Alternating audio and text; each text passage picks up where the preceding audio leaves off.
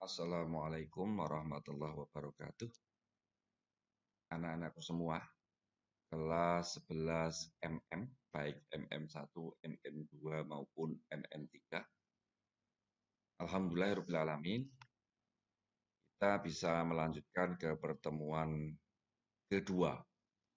Setelah di pertemuan pertama kemarin, Pak Sugeng sudah memberikan arahan bahwa yang kita pelajari di semester Kasal adalah ini.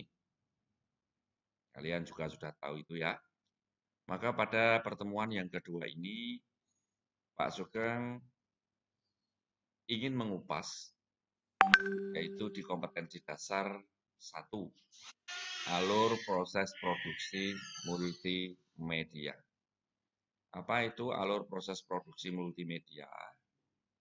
Sebagai gambaran adalah ketika anak-anakku semua nanti membuat suatu proyek multimedia, katakanlah membuat suatu film, membuat film pendek, maka harus ada langkah-langkah yang harus anak-anak lakukan. Baik itu sebelum membuat film, pada saat membuat film, dan setelah proses produksi ini terjadi. Nah, itu adalah definisi dari alur proses produksi multimedia. Tahapan-tahapan dalam produksi film pendek, ini Pak juga mencontohkan adalah pembuatan film pendek. Karena nanti proyek-proyek multimedia itu tidak hanya membuat film, ya, ada proyek-proyek yang lain. Tahapannya adalah praproduksi. Praproduksi ini dilakukan sebelum kalian memulai proses produksi. Jadi sebelum proses produksi, itu ada langkah-langkah yang harus dilakukan, yaitu praproduksi. Apa saja yang ada dalam praproduksi? Ya, nanti akan dipaparkan berikutnya. Yang berikutnya adalah produksi. Jadi setelah mempersiapkan apa yang ada di praproduksi, kalau sudah siap, maka kita melaksanakan apa yang disebut produksi. Action. Langkah nyata ada di sini. Apa yang direncanakan ada di praproduksi, actionnya ada di produksi. Setelah memproduksi, tentunya menghasilkan sesuatu, agar hasil ini bisa dinikmati oleh banyak orang, dinikmati oleh klien, maka harus ada langkah yaitu pasca produksi. Bagaimana packingnya, bagaimana hasil dari produksi ini dikemas, itu ada di dalam pasca produksi. Apa saja yang ada dalam tahapan praproduksi? Yang pertama adalah scripting. Scripting merupakan ide awal yang digunakan sebagai bahan dalam pembuatan suatu video, film, iklan. Dalam hal ini dilakukan penulisan naskah atau skenario. Pasti nanti dalam membuat suatu film, sekali lagi, yang kita lakukan yang pertama kali adalah membuat suatu naskah atau skenario. Naskah sendiri atau skenario ini juga ada urut-urutannya membuat. Dari kita merumuskan judul, merumuskan tema, kemudian membuat dari beberapa tema itu yang mau diambil apa, ya. Kemudian membuat alur-alur penting. Nah, kemudian saatnya menulis naskah skenario. Secara umum, naskah atau skenario itu bisa ditulis langsung manual. Tapi sekarang ini sudah tersedia aplikasi pembuatan skrip. Contoh, nanti kita akan belajar menggunakan aplikasi yang disebut dengan Celtic. C-E-L-T-I. Kita akan belajar bagaimana cara membuat skenario yang baik melalui suatu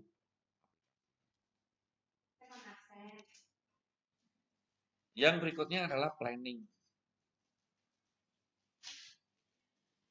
Di Celtic, selain membuat skenario, di dalamnya ada juga storyboard. Ya, storyboard. Kemudian ada tahapan-tahapan untuk menentukan calon pemain itu bagaimana, itu sudah ada di Celtic. Ya, tahapan ini disebut dengan planning. Yang berikutnya adalah development of concept. Masing-masing kru sebisa mungkin untuk mengembangkan ide yang telah didapat dalam pembuatan skrip sebagai konsep dalam pembuatan film. Di skrip sudah ada, kemudian nanti muncul skenario sudah ada, muncul skrip. Skrip nanti akan diberikan kepada pemain. Ini aktor, antagonis, protagonis, peran pembantu dan seterusnya sudah dapat skrip. Kemudian storyboard, ya itu sudah dikasih ke pengambil gambar, tata lampu, ya tata sound dan seterusnya.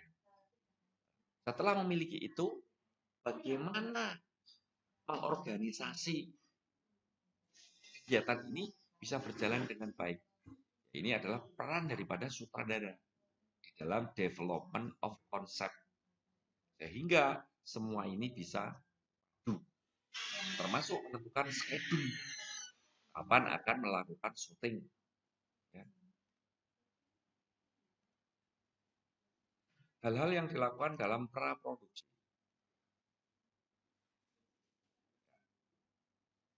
Skenario itu tentunya harus diterjemahkan.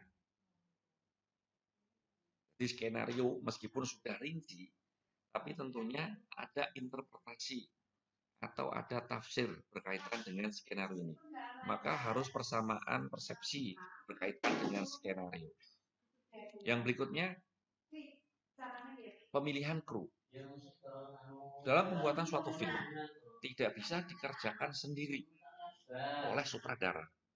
Ini melibatkan banyak tim. Kalau kalian melihat suatu film, kemudian di ending itu ada tulisan yang berjalan, ya berjalan, baik itu dari bawah ke atas atau atas ke bawah. Itu krunya luar biasa banyaknya, bahkan bisa melibatkan ratusan ribuan. Ya, ini adalah kru yang terlibat dalam suatu film itu apa? Ada tukang skenario atau scriptwriter, sutradara, pemain, tukang lampu, tukang kamera, dan seterusnya.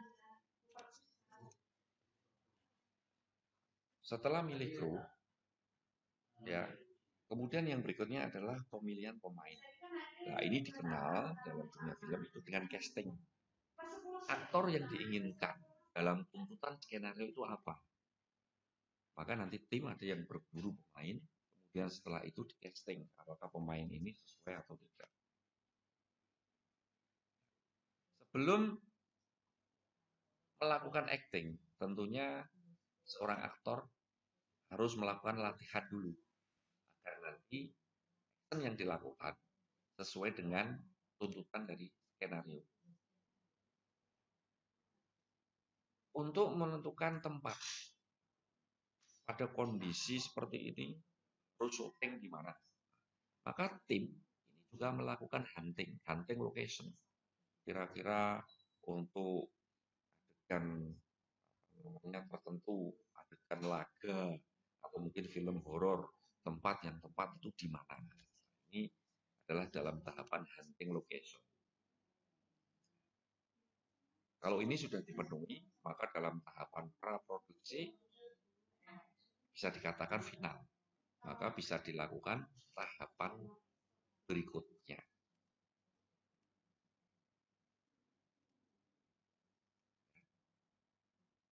Tahapan berikutnya adalah tahapan praproduksi.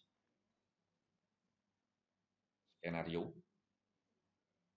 sudah ada storyboard, ya. Storyboard dikasihkan ke tukang kamera atau tukang gambar, kemudian dikasihkan ke tukang lampu, ya. Maka hunting lokasi juga dilakukan, Pada saat yang sudah ditentukan, maka yang dilakukan adalah pengambilan gambar, cropping. Kemudian aktornya melakukan acting sesuai dengan arahan dari sutradara.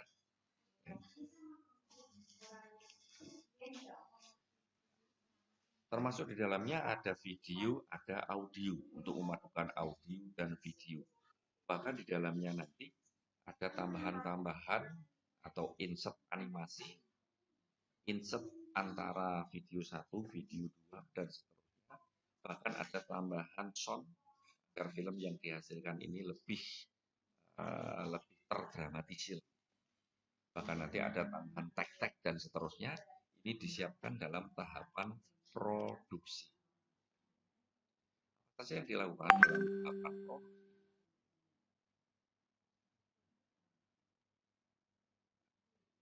Nanti dalam storyboard kita mengenal ada scene, ya, ada scene 1, 3, dan seterusnya.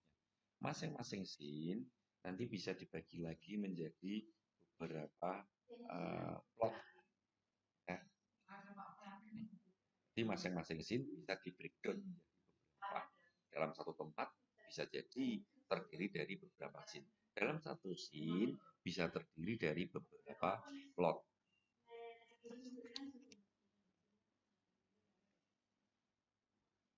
Blocking pemain ini bisa jadi sangat melelahkan dalam suatu lokasi yang sudah ditentukan. Jadi dalam melakukan syuting satu scene, ini pemain atau kru bisa melakukan syuting beberapa kali karena belum ditemukan chemistry antara masing-masing kru. Ya, nanti anak-anakku semua berlatih bagaimana cara blocking pemain, blocking kamera. Ya. Tentunya peranan dari sutradara sangat penting berkaitan dengan hal-hal yang dilakukan saat proses produksi. Perbedaan-perbedaan pendapat di lapangan ini nanti yang memutuskan adalah sutradara. Apa yang diambil sutradara itu yang dilaksanakan. Karena kalau tidak diputuskan nanti proses produksi bisa berlarut-larut sehingga tidak sesuai dengan schedule. Tahap akhirnya adalah melihat hasil pengambilan gambar. Jika hasilnya sudah memuaskan, keputusan ada di sutradara, maka bisa diteruskan ke langkah berikutnya pasca produksi. Tapi jika tidak memuaskan, maka bisa dilakukan syuting ulang. Ya, sangat melelahkan memang. Apa saja tahapan pasca produksi? Ada compositing. Ya, compositing. Jadi katakanlah kita sudah mengambil gambar, kita sudah mendapatkan, kalau di efek kita mengambil gambar, mendapatkan aset, kemudian kita olah ya dalam produksi. Compositing itu menyesuaikan komposisinya itu bagaimana gambar yang kita ambil ini sesuai atau belum. Kalau toh belum, nanti ada software tambahan ya untuk bekerja pada produksi. Bisa jadi nanti Adobe Premiere, bisa jadi After Effects dan yang lainnya. Maka komposisinya nanti bisa disesuaikan. Menambahkan efek khusus apa yang kita buat film horor. Mungkin saat kita syuting itu nuansanya belum horor atau katakanlah syuting di siang hari. Tetapi dengan software aplikasi maka bisa kondisikan bahwa yang siang hari ini bisa menjadi malam, yang tidak hujan bisa menjadi hujan. Ini adalah efek khusus. Bahkan suara yang mulus bisa menjadi suara raksasa. Ini adalah efek khusus dilakukan dalam pasca produksi. Dalam tahapan pasca produksi diperlukan nanti sumber-sumber lain.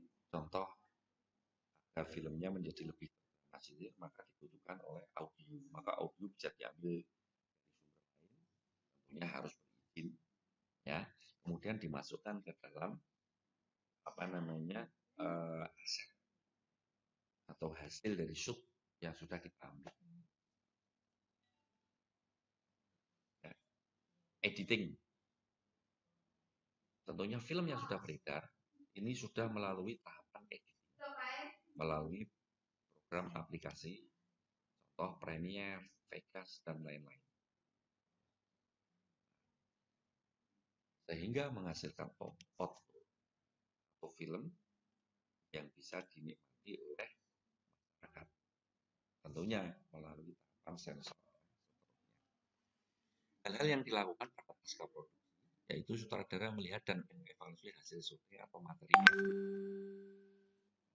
Lagi-lagi pada para sutradara, apakah hasil dari editing pada tahapan pasca produksi ini sudah layak atau belum? Kalau belum, bisa melakukan cut atau potong sana sini, pindah frame untuk memperbaiki film sesuai dengan yang diinginkan oleh semua sudah terjadi, maka dilakukan evaluasi berkaitan dengan keseluruhan proses produksi. Nah, itu adalah tahapan-tahapan alur proses produksi multimedia. Pak Sugeng hanya menyontohkan untuk pembuatan film pendek. Tentunya nanti untuk bahan pengayaan bisa Pak Sugeng jelaskan untuk contoh yang lain. Demikian untuk pertemuan yang kedua, sampai jumpa lagi untuk pertemuan yang ketiga. Akhirnya wassalamualaikum warahmatullahi wabarakatuh.